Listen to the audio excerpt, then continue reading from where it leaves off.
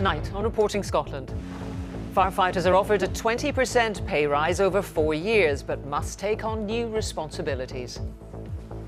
Record numbers of planned operations are cancelled because of a lack of beds, staff and equipment. My surgeon came with a very, very frustrated face and he said, "I'm sorry, it's been cancelled." Also on the programme, the Justice Secretary denies meddling in police matters and rejects calls for his resignation. The SFA decides it'll be a choice between Hampden or Murrayfield for future internationals and cup finals. And the Vikings are on the streets of Lerwick as Shetlanders prepare to celebrate the festival of Up Helliah.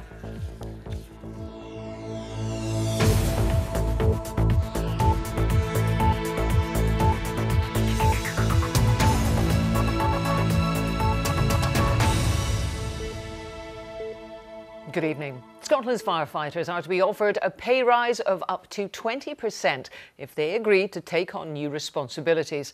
It's being described as a reward package for a new expanded role rather than a pay rise. As part of the deal, it's expected that between 200 and 300 jobs could be cut. Well, our news correspondent Lucy Adams joins me. So tell us more about the deal on offer, Lucy.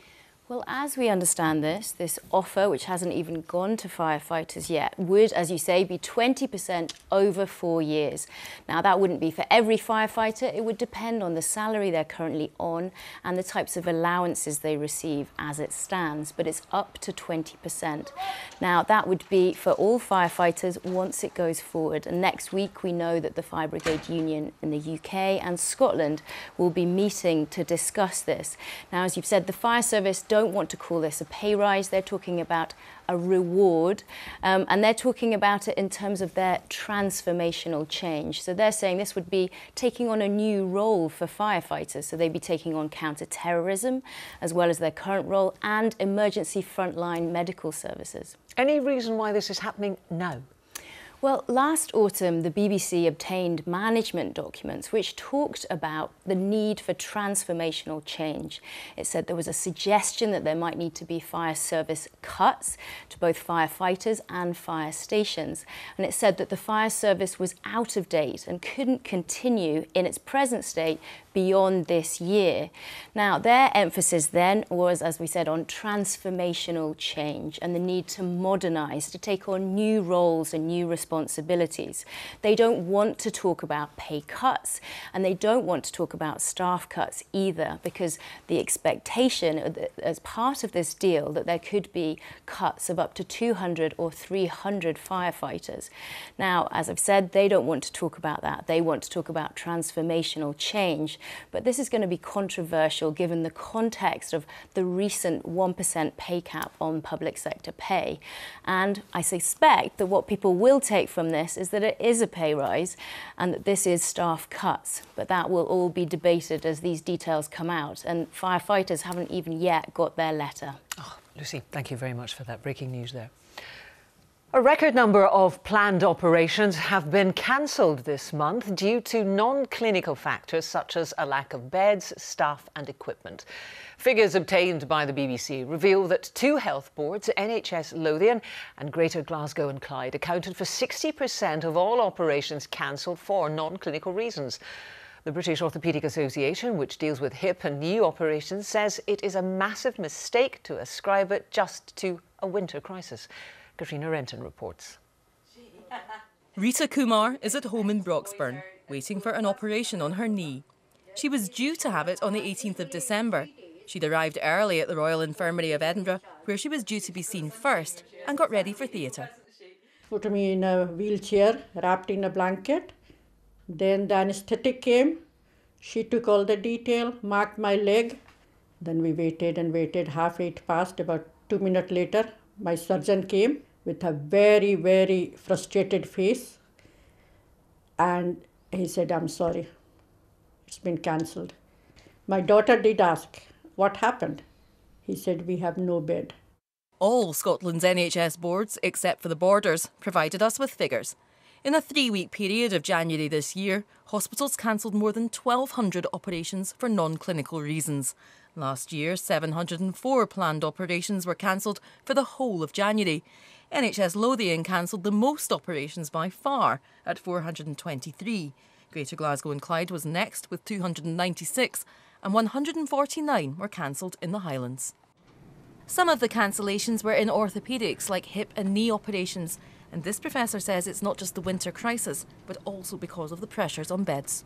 It's absolutely kind of catastrophic at the moment. There's a massive number of patients who are in severe pain who can't have the treatment they need. It's a massive mistake to ascribe it just to the winter crisis.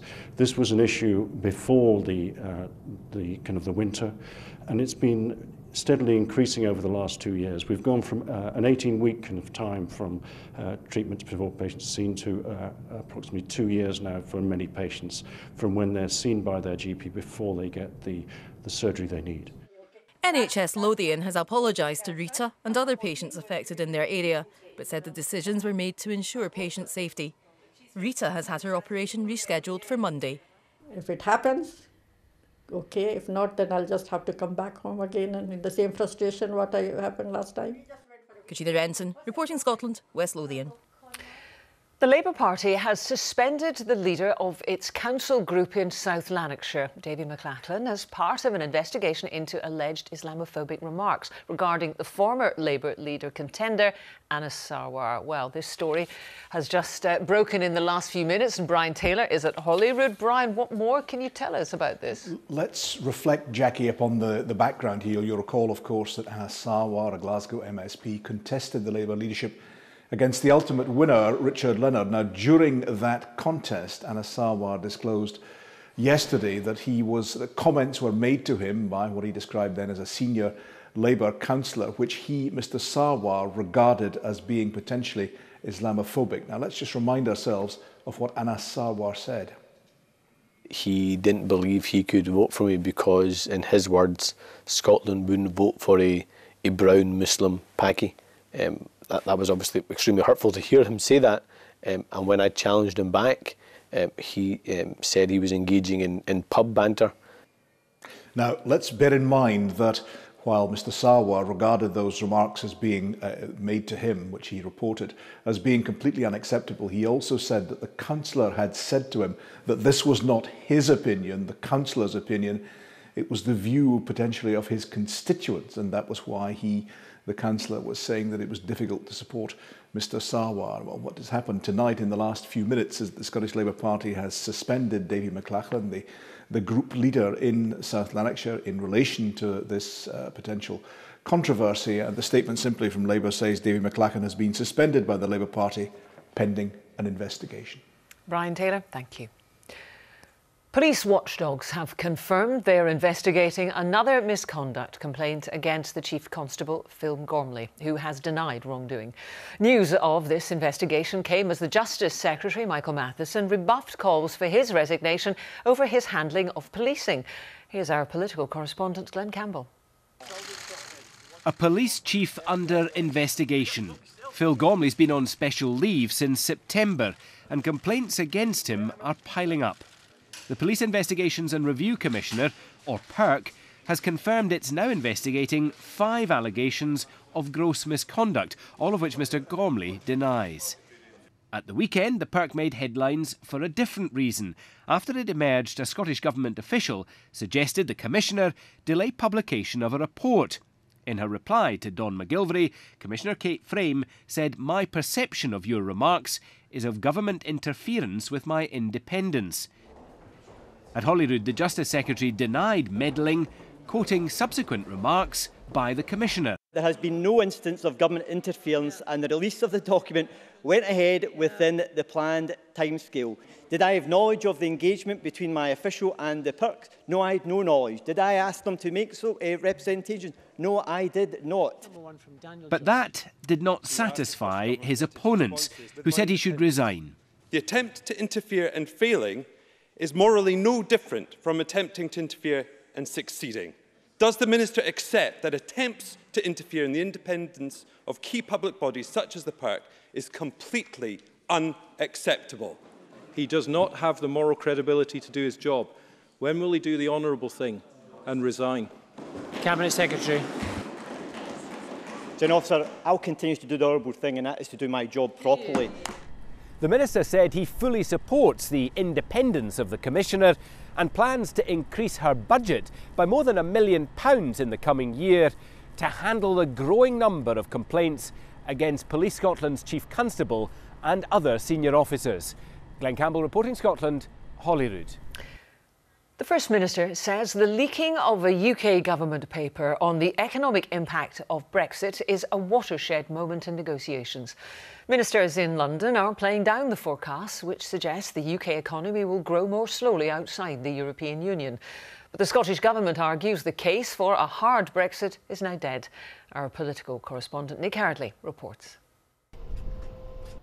This is about the economy, how much it grows and what that could mean for the pound in your pocket. But it's also about transparency, what the government publishes, and it's about the ongoing political debate on Brexit. Here's what the BuzzFeed leak says. If there's no deal and the UK reverts to World Trade Organisation rules, economic growth would be 8% lower than current forecasts. If there's a free trade deal, it'd be lower by 5%. Even if we stay in the single market, it would be 2% lower. No figure for the government's preferred option, a bespoke deal, has been produced. But summoned to the Commons this afternoon, the government said this hadn't been approved by ministers and was far from complete. The article is a selective interpretation of a preliminary analysis. It is an attempt to undermine our exit from the European Union. These are just forecasts. Forecasts have been wrong before, as Brexiteers have been keen to point out today. And there are political questions. Who leaked the information? Was it an attempt to force the Prime Minister's hand? But the figures are very similar to those released by the Scottish Government earlier this month. And ministers in Edinburgh think this should be a wake-up call. I think it changes almost everything, because we've discovered not only that the UK government is not telling the truth, many will not be surprised by that, but we've discovered the real facts behind the damage that Brexit will do, which the government knows, and yet it wants to go ahead. Leave-backing Conservatives say an economic hit isn't inevitable. I don't believe we're going to take an economic hit. The papers that we've seen today are analysis of these off-the-shelf arrangements that people have already been talking about. They in no way take into account what the desired outcome of this government is, which is to achieve a deep and special relationship with the European Union. So who's right? Labour say the analysis should now be published in full to help us make up our minds.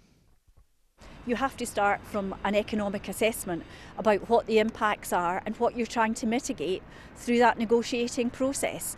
Parliament has not been given that information. Nobody can be sure exactly what will happen after Brexit, but there's still a sharp divide on what the future will look like. Nick Hardley reporting Scotland, Westminster. Scotland has become the first part of the UK to legislate to make sure women make up half of all non-executive members on public boards. This new law was passed at Holyrood on the same day a report into the pay of on-screen talent at the BBC found there was no gender bias, but that the corporation's approach to setting pay in general was far from perfect. Rebecca Curran can tell us more. Hi, nice to meet you. Paul met me in his lawyer's office. He wants his identity hidden. He's just been diagnosed with hepatitis C.